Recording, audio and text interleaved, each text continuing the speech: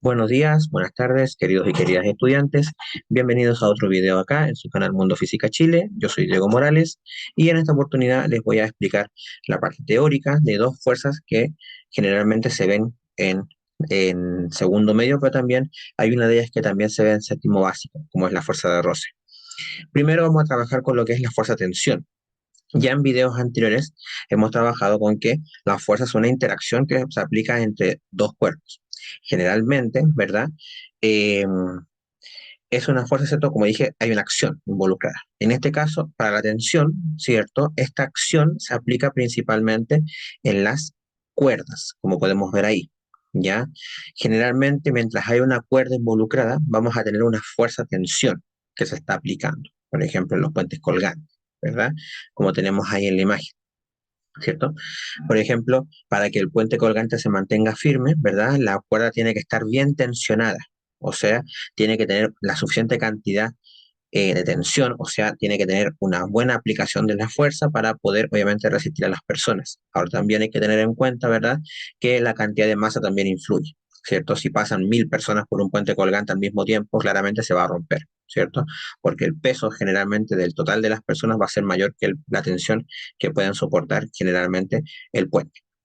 Pero la tensión es una fuerza que se aplica puntualmente, como dije, a través de las cuerdas. Ahora, ¿dónde generalmente se puede ver bien esto? Por ejemplo, las lámparas colgantes, ¿verdad? Al mínimo movimiento, por ejemplo, de la lámpara, quizás se pueda caer si no está bien tensionada hacia el techo, ¿ya? Por ejemplo, ahí podemos ver, ¿cierto?, en la imagen, ¿verdad? Ya que tenemos específicamente, ¿cierto?, tres lámparas colgantes y si están bien firmes, no debería pasar nada. Ahora, si pensamos en un movimiento bien fuerte, podrían caerse, pero si está muy endeble o está muy suave, ¿cierto? No tiene tanta tensión generalmente la cuerda, se pueden caer al más mínimo, perdón, movimiento. Por ejemplo, el paso de un camión, ¿verdad? O un sismo. En la otra imagen, ¿cierto? Hay un juego muy básico, ¿verdad? Que uno jugaba cuando era más pequeño, que es tirar la cuerda. Por ejemplo, en los juegos del calamar, ¿verdad? Se explica muy bien esto, ya a través de, obviamente, dos equipos que tienen que más o menos sobrevivir, en este caso tienen que ganar, ¿verdad? Para poder seguir avanzando en los juegos, obviamente, en la serie, ya sin dar ningún spoiler, ¿verdad? De cómo es toda esa serie, ¿ya? Entonces, en este caso, ¿cierto? Ya la fuerza que se está aplicando a la cuerda es la tensión, ¿ya? Y en todos los juegos de tirar la cuerda, ¿cierto? O sea, un juego más básico con alguna regla en particular, ¿verdad? Estamos aplicando una tensión en ese aspecto, ¿ya? En los puentes también, por ejemplo, tenemos el Golden Gate, que es un puente muy famoso de Estados Unidos, que es este puente rojo, ¿ya? Por ahí pasan muchos cientos, miles de autos por día, ¿ya? Y tiene que tener una gran cantidad de tensión, ¿cierto? Aplicar mucha tensión en las vigas, por ejemplo, de acero, para poder mantener, ¿cierto?, estable, ¿verdad?, el puente. Porque si no, con el paso de muchos autos se puede llegar a caer, ¿verdad?, ¿cierto? O desconstruir en este aspecto, ¿ya? Pero como es un puente de acero y bien construido, no debería pasar mucho. Salvo que, por ejemplo, no sé, aparezca una bola de demolición, ¿verdad? Y se pueda caer, ¿cierto? Por efecto de algo. O, por ejemplo, no sé, si caiga algún objeto, ¿cierto? Un poco más grande y pueda provocar daños, ¿cierto? En el puente. ¿Ya? Pero generalmente no debería pasarle nada, por ejemplo, a ese puente. ¿Ya? Hay algunos ejemplos de tensión. Entonces, como dijimos, la tensión se aplica a través de cuerdas. Bien. La otra fuerza que vamos a trabajar hoy día es el tema de la fuerza de roce, ¿ya? Generalmente los tipos de superficies influyen mucho, ¿verdad?, en la fricción que se genera, que es la fuerza de roce, la fricción, que es lo mismo. Por ejemplo, en la imagen que tenemos al lado izquierdo de la pantalla, tenemos, por ejemplo, un auto que está sobre el barro. Generalmente ahí la fricción es muy alta porque el auto tiende a disminuir su velocidad. Y eso es provocado por el tipo de superficie que estamos trabajando. Por ejemplo, en el caso del patinaje sobre hielo, que es la otra imagen, la fricción, ¿verdad?, que se provoca ahí es la suficientemente baja para que las personas puedan deslizar. Además, en los patines, ¿cierto? Hay cuchillas en las cuales, ¿cierto? Eh, puede frenar bien, ¿verdad? Etcétera. ¿Ok? Entonces ahí también puedo cambiar un poco la velocidad, pero más puntualmente, ¿verdad? En el hielo un cuerpo se mueve más rápido, ¿cierto?, que en el barro o en la arena. ¿Ok? Y eso es porque la fricción en el hielo es muy inferior a la del barro o la arena, como dije, respectivamente. ¿Ya? Por eso que es patinaje sobre hielo. Ya sería raro, por ejemplo, un patinaje sobre barro, un patinaje sobre la arena. Ya sería raro en ese aspecto. Ahora, esta fricción, ¿cierto? Ya, según vemos ahí en la imagen, ya siempre va a ser contraria al movimiento del cuerpo. ¿Qué quiere decir esto? Que específicamente, ya, vamos a tener que la fricción es aplicada en sentido, perdón, contrario al movimiento. Por tanto, lo que hace la fricción es disminuir o aumentar la velocidad. Si la fricción es muy alta, ¿cierto? Lo que va a provocar es una disminución de la velocidad, ¿ya? Si la fricción es muy baja, va a provocar un aumento de la velocidad, que es lo que pasa en el hielo. Pero siempre, en ambos casos, siempre esa fuerza de roce va a ser contraria al movimiento del cuerpo. Ahora, esa fricción depende del tipo de superficie, como dije recién, y esa superficie, esas características de la superficie, vienen dadas por el coeficiente de roce, ¿ya? En este caso más puntual, ¿cierto? El coeficiente de roce describe las características que tiene esa superficie, ¿ya?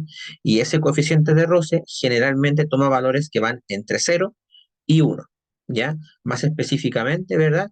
El 0 significaría una superficie completamente lisa, o sea, no hay ningún tipo de fricción, y el 1 significará una superficie completamente rugosa, donde la fricción que se genera es máxima, ¿ya?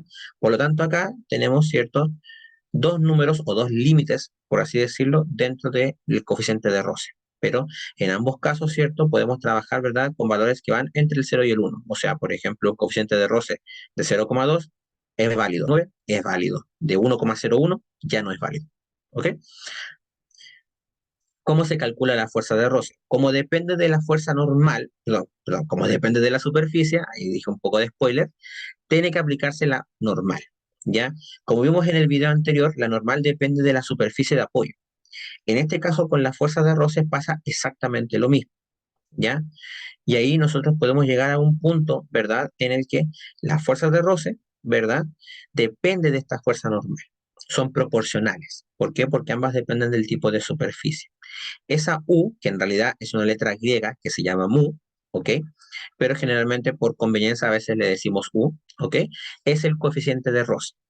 Esa característica, esa magnitud es adimensional, que significa que sea adimensional, que no tenga unidades de medida. O sea, simplemente al calcular el coeficiente de roce colocamos 0,3, 0,75, 0,1, etcétera, ¿ya?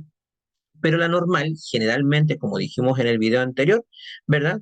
Es igual al peso que experimenta el cuerpo, ¿ok?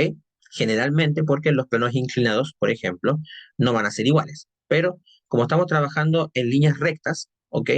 En superficies planas, mejor dicho, la normal va a ser igual al peso en este aspecto, ¿ya? Pero ojo con eso, que no siempre es la misma. ¿Ok? En este caso puntual vamos a trabajar con esa expresión, que la fuerza de roce es el coeficiente por la masa del cuerpo, por la gravedad que estamos, ¿cierto?, experimentando, ¿ya? Entonces, la fuerza de roce es una acción que se opone al movimiento siempre y cuando esté sobre una superficie, ¿verdad? Y esa superficie, perdón, genere una fricción, ¿ya? Acá tenemos algunos ejemplos, ¿verdad? En el primer caso sí tenemos específicamente, ¿verdad? Ya cómo se puede apreciar, ¿verdad? De que la fuerza de roce, que es la de color azul, ¿cierto? Va opuesta al movimiento. En el patinaje sobre hielo, para hacer las piruetas, ¿verdad? También podemos ver, ¿cierto? De que hay una fricción mucho más baja, por ejemplo, que en el último caso, ¿cierto? Que es el caso de la tierra, ¿verdad? La arena, ¿verdad? Etcétera. ¿Ya? Vamos a saltar eso un poquito, ¿ya? Para avanzar a los tipos de roce, ¿ya?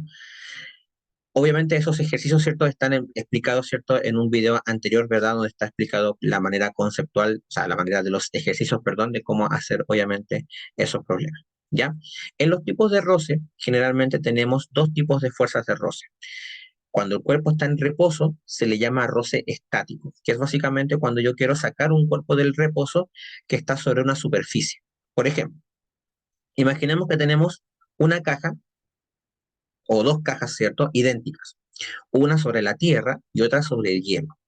¿A cuál le va a costar más, ¿cierto?, sacarla de ese estado de reposo? ¿Ya? Específicamente va a tener que costarle más al de la tierra, porque la fricción que se genera es mayor. En el caso del hielo, con aplicar simplemente una fuerza más pequeña, ¿verdad?, puedo sacar inmediatamente, ¿verdad?, al cuerpo del reposo. o del estado, ¿cierto? De inercia, por así decirlo, ¿ya? Entonces, en este caso, el roce estático es cuando el cuerpo está en reposo y ahí aplicamos la fuerza para poder sacar ese cuerpo del reposo.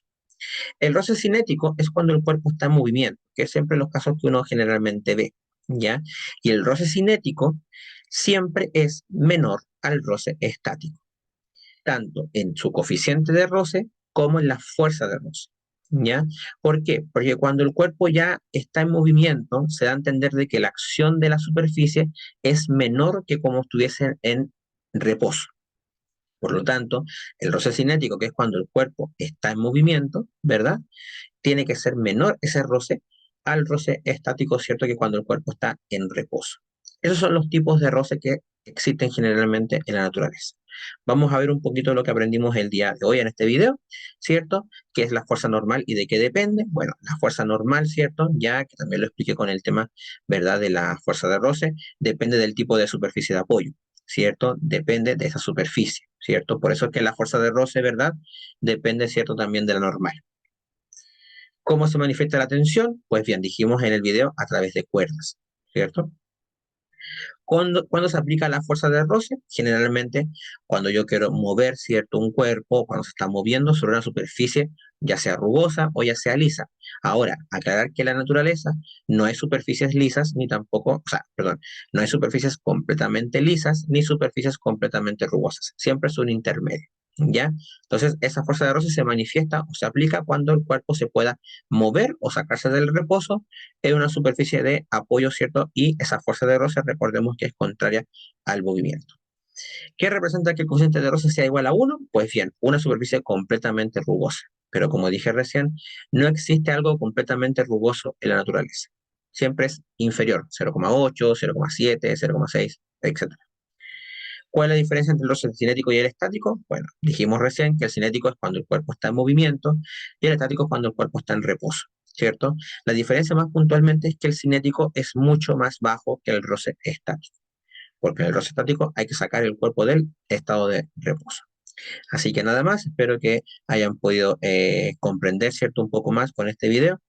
La idea, ¿verdad?, es que puedan apoyar los videos, ¿cierto?, con un like, ¿cierto?, y compartirlo a quien, ¿cierto?, quiera aprender acerca de la tensión y lo que es la fuerza de roce.